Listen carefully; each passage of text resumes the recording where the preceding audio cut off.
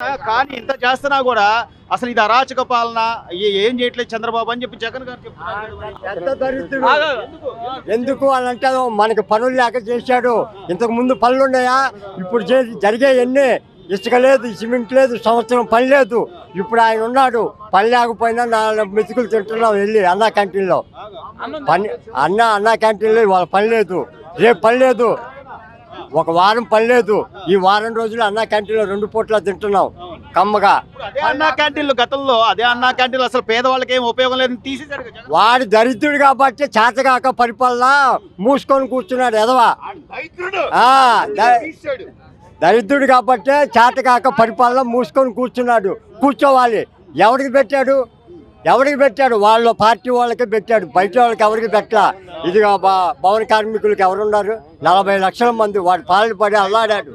5 సంవత్సరాలు అల్లాడాడు. 5 సంవత్సరాలు ఫుడ్ పెట్టేవాడు ఎప్పుడైనా సరే దేవుడితో సమానం. అన్నం పెట్టేవాడే దేవుడు. ఇప్పుడు మాకు పని లేదు. ఇవాళ వెళ్తున్నాం 2 పూట్ల అక్కడ తింటున్నాం, వస్తున్నాం. 10 రూపాయలకి ఎవరండి? 5 రూపాయలకి అన్నం పెట్టాము. ఇప్పుడు పొద్దున్నే వెళ్ళి 6 ఇడ్లీ సాంబారు తినేసి వస్తున్నాం. వచ్చి కూర్చో పని మీదకి వచ్చాం. 5 రూపాయలకి 3, 10 రూపాయలకి 6. ఇట్లా అంటే కనీసం అన్న ఇంత ఖర్చులు పెరిగి రేట్లు పెరిగినా కూడా పేదవాళ్ళకి 5 రూపాయలకే భోజనం పెట్టండి అన్న చంద్రబాబు నాయుడు గారు ఇంకా ముందు దేవుడు ఒక రకంగా మాకు దేవుడే. మళ్ళీ లైఫ్ ఉంటది, మళ్ళీ పార్టీ అదే వస్తుంది, మళ్ళీ రావాలి. 29 వచ్చేది. ఈడు రాడు. మొన్న ఈ మధ్య ఇప్పుడు వచ్చింది చూసా 1750 కోట్లు సొమ్ము.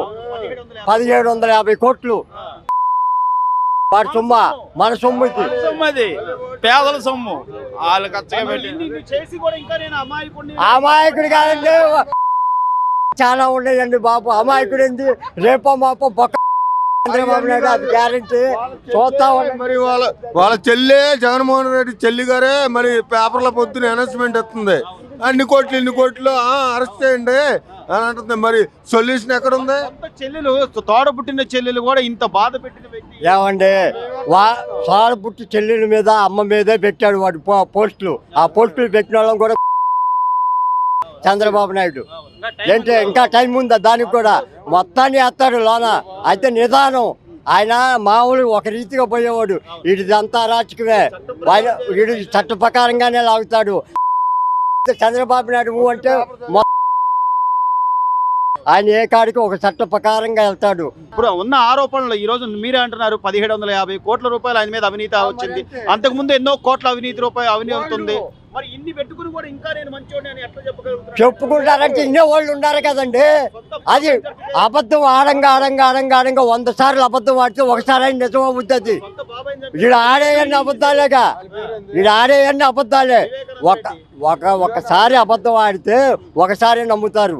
100 అబద్ధాలు ఒక నిజం చేస్తాం. 100 అబద్ధాలు ఆడతావు నువ్వు, అమ్మో అది నిజమేమో అని అనుకుంటారు. ఆ 100 అబద్ధాలు లాస్ట్లో ఉంటాడు ఎవడో ఒకడు ఓటేస్తాడని. ఇప్పుడు ఇది వచ్చింది. ఇప్పుడు కూటమి ప్రభుత్వం ఉంది చూడు, 100 రెట్లు. ఇప్పుడు వచ్చే 29 కూడా ఆయన వచ్చేది సీఎం. నెక్స్ట్ సీఎం కూడా చంద్రబాబే. మంచి ప్రభుత్వం.